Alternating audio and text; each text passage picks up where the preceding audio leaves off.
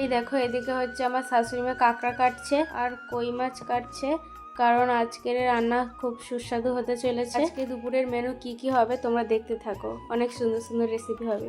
আর আমি এদিকে রান্না করতে বসে গেছি। আজকের রেসিপি হচ্ছে কাঁকড়া কষা। হ্যাঁ ঠিকই শুনেছো, কে কে কাঁকড়া কষা খেতে ভালোবাসো কমেন্টে বলো। আর আমি এদিকে পেঁয়াজ আলু সব কেটে নিয়েছি, মানে কাঁকড়া কষাতে ঝা ঝা দিতে লাগে সেগুলো সব কেটে নিয়েছি। আমার তো কাঁকড়া কষা অনেক সুন্দর লাগে, তোমাদের কেমন লাগে অবশ্যই কমেন্টে বলবে। এর আগে আমি দুবার কাঁকড়া রান্না করেছিলাম, তাতে কোনো আলু দিইনি, এইবারে আলু দিয়েছি, কারণ আলু দিলে নাকি টেস্ট হয় সবাই বললো। আর একজন আমাকে কমেন্টে বলেছে যে দিদি এত সুন্দর সুন্দর রান্না করো কিন্তু সিদ্ধ দিয়ে ভাত খাও কেন? কারণ বেশি তেল ঝাল খেলে আমার গ্যাস হয়, ওই জন্য আমি সিদ্ধ দিয়ে খাই। যেহেতু আমি সবসময় সিদ্ধ দিয়ে ভাত খাই না, কারণ আমি তরকারিতে অল্প তেল দিয়ে রান্না করি, অল্প মশলা দিয়ে রান্না করি, ওই জন্য মাঝে মাঝে আমার পছন্দের রান্না হয় না, ওই জন্য আমি সিদ্ধ দিয়ে খাই। তেল ঝালটা বেশি খাই না, বেশিরভাগ সিদ্ধটাই খাই। তোমাদের সাথে কথা বলতে বলতে আমার কাঁকড়ার ঝালও হয়ে গেছে। আর আজকের দুপুরের রেসিপি হচ্ছে কাঁকড়া কষা, লাউ ডিম দিয়ে তরকারি আর কই মাছের ঝোল।